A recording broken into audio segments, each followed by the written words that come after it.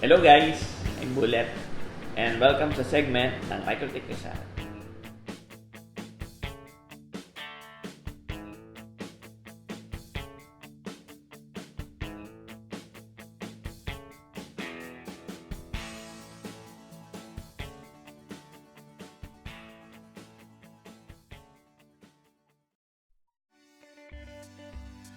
Dito sa episode natin ngayon, ituturo natin kung paano mag-block ng porn sites, malicious sites, and paano natin may enhance ang network security using DNS gamit ang ating MikroTik device na naka-default configuration. Pero bago ang lahat, alamin muna natin kung ano ang kahulugan ng DNS.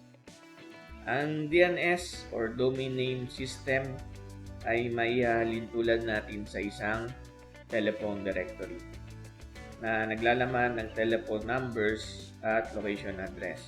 Pero sa isang DNS, ang laman nito ay mga website names with its corresponding assigned IP address. So, bawat website pala ay may corresponding IP address. So, for example, nag-open ako ng command prompt para mapakita ko sa inyo na yung isang website name, for example, mikrotik.com, ay may corresponding IP address. So, ito yung IP address ni mikrotik.com. So, dito, ang ating mga devices ay mayroong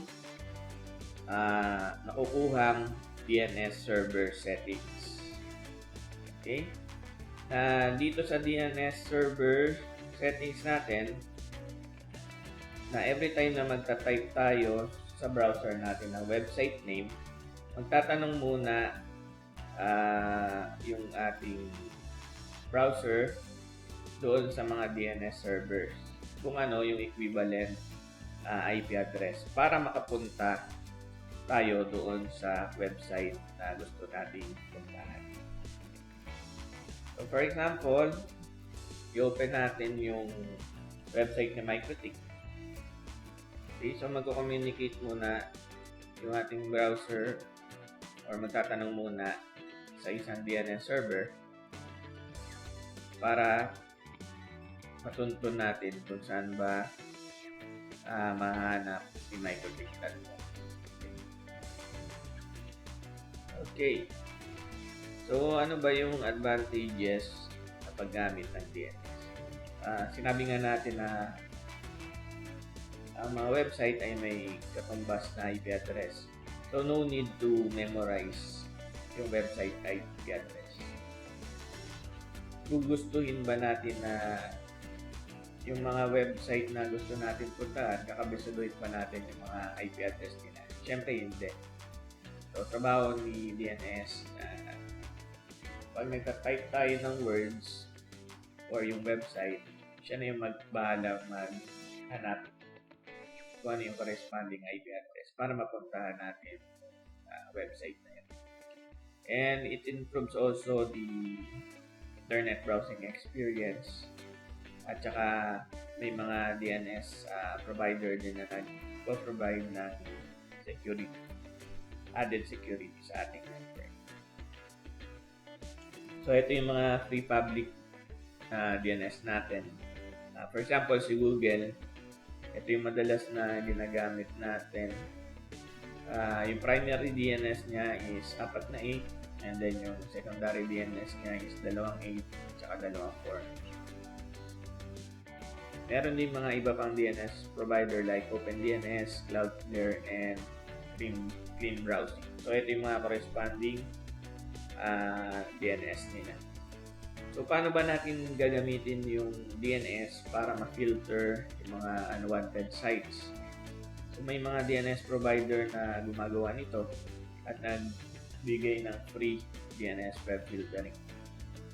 Bawat DNS provider may kanya-kanyang filter na ino-offer. Security filter, binablock yung malicious domain, mga phishing, malware, And then may tinatawag din tayong adult filter na adult sites naman yung binablock. And then yung search engine ay naka-safe mode. Plus yung added security security filter na nakukuha natin ng security filter. Then may family filter na automatically block yung proxies, VPN, and mixed adult content. Yung YouTube naka-safe mode. Plus yung kung ano man yung binablock sa adult filter. So ito yung mga DNS provider natin na merong free DNS filtering, pero marami pang iba. Okay. In clean browsing, ito yung security filter. Bawat filter may corresponding DNS server na naka-assign. Then adult filter, family filter. Si OpenDNS naman, ito yung pinakasikat pagdating sa web filtering. Family filter naman siya. And si Newstar, security filter, family filter, and may iba pang filter yan. Pero take note na lagi nyong basahin yung terms of service of each provider. Kasi for example, si OpenDNS, free yung family filter niya for home use. And si Newstar naman, inaalaw naman niya yung paggamit ng DNS web filter or DNS server niya for corporate use. Pero sabi ko nga, always read the terms of service of each provider. Umpisa na natin yung ating step-by-step tutorial kung paano natin babaguhin yung DNS settings ng isang MikroTik device. So, nilista na natin yung mga following steps bago natin ipakita ng actual. Number 1 is run your Winbox. Second is log in to your MikroTik device. Tapos dun sa left side menu, once logged in, ay makikita kayong IP menu. Click the IP and then select the DNS. Enter the DNS server IP address in the server's field. Then click apply. Then disable, then enable again your device network interface to acquire the DNS settings. Test by browsing an unwanted site. So open natin yung Winbox. Okay. So kung mapapansin nyo, ang ating MikroTik device is naka-default configuration. So wala pa akong nilagay dito na password or any changes. Pero to secure the router, kailangan pa rin natin maglagay ng password. So dito sa left part or ng ating router OS menu ay makikita tayong IP menu. Tapos click natin, then click natin yung DNS. So ito na yung DNS settings. Ito yung servers. Okay. Let's click the parang triangle na pababa to add new value. So kukunin na natin yung DNS server settings natin. Ang gagamitin natin yung OpenDNS. So open kayo ng browser, then type OpenDNS.com. Okay. So dito may makikita kayong menu na consumer. I-click nyo lang yon. And then may makikita kayo ditong OpenDNS Family Shield and then Setup Guide. Tapos kukunin lang natin itong DNS servers.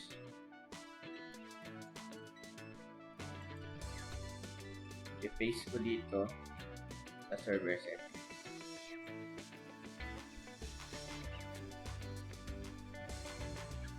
Then click apply.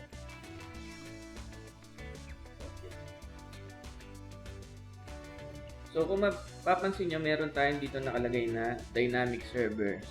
So may chance na pwedeng mangyari, ito yung gamitin na DNS server or dito magtanong yung browser natin or yung device natin ng DNS. So ang pwede natin gawin dyan is punta kayo ng IP, DHCP client, And then yung dito, double click nyo lang itong HTTP client natin. And then tanggalin nyo yung uncheck nyo yung use peer DNS. Okay? So nawala yung dynamic servers natin. So nakakasiguro tayo na ito yung makukuha ang DNS settings ng ating mga devices. Okay, so itetesting na natin kung nabago na yung ating DNS settings. So, try natin open ang browser. Or kailangan natin mag-replug and unplug ng ating LAN cable kung nakakabit tayo, or mag-disconnect or reconnect sa Wi-Fi para mabago yung ating DNS or ma-acquire ulit ang bagong DNS settings. So dito sa website ng OpenDNS may nakalagay dito test your settings. Click natin to test our settings.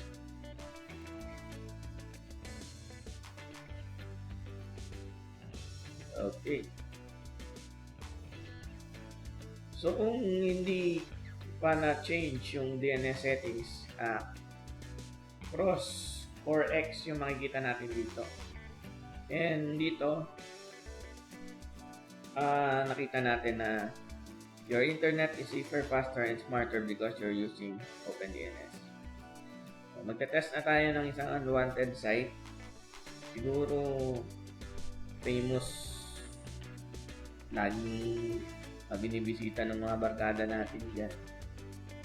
So ayan, nag-visit tayo ng isang porn site and na-block na ito ni OpenDNS. So the site is blocked due to content filtering. Okay? So working na yung ating web filter or blocking ng unwanted sites natin. Umpisahan na natin yung ating tutorial on how to force the DNS settings and not to allow the connected device to bypass your MikroTik DNS settings. So, paano ba natin gagawin ito?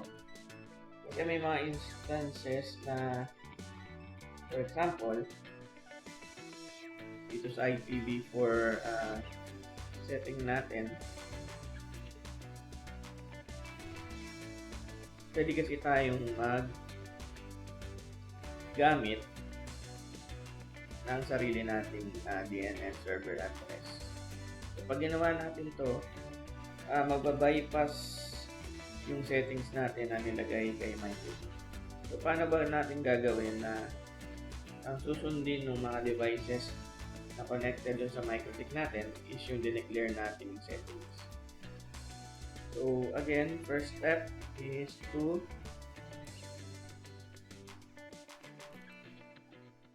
open the Winbox and log into your MikroTik router. Tapos gagawa tayo ng isang or dalawang firewall rule.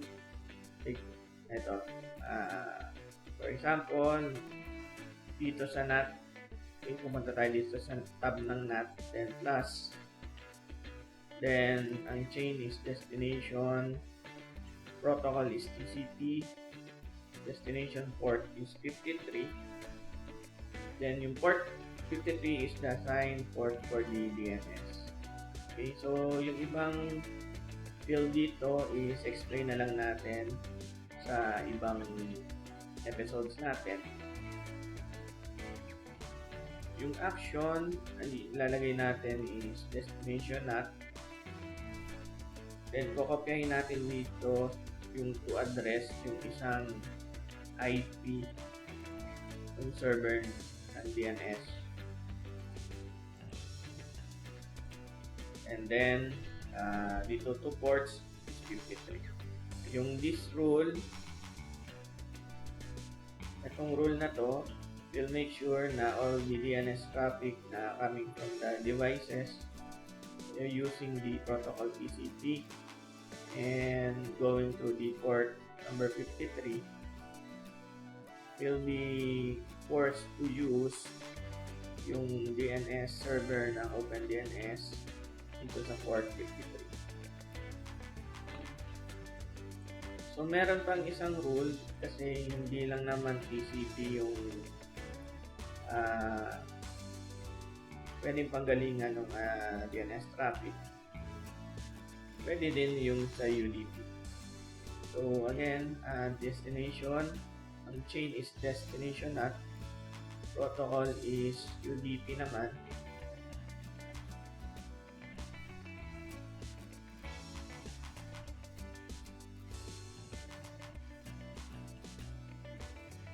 Then destination port 53, action is destination at to address, ilagay naman natin siguro yung secondary DNS.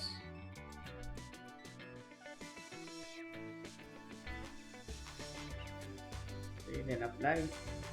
So ibig sabihin yung lahat ng traffic na dadaan dito sa protocol ay na gumagamit ng protocol UDP madaan sa port 53 will be forced to use this address dito sa port 53. Okay, so kahit mag-change ako ng dito sa laptop or device ng DNS, it will make sure na ang gagamitin DNS settings ay yung kay MikroTik natin. Okay, so check natin kung working.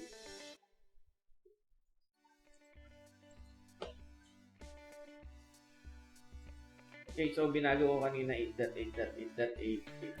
Ito, yung Google DNS. Pero pag nag-browse ako,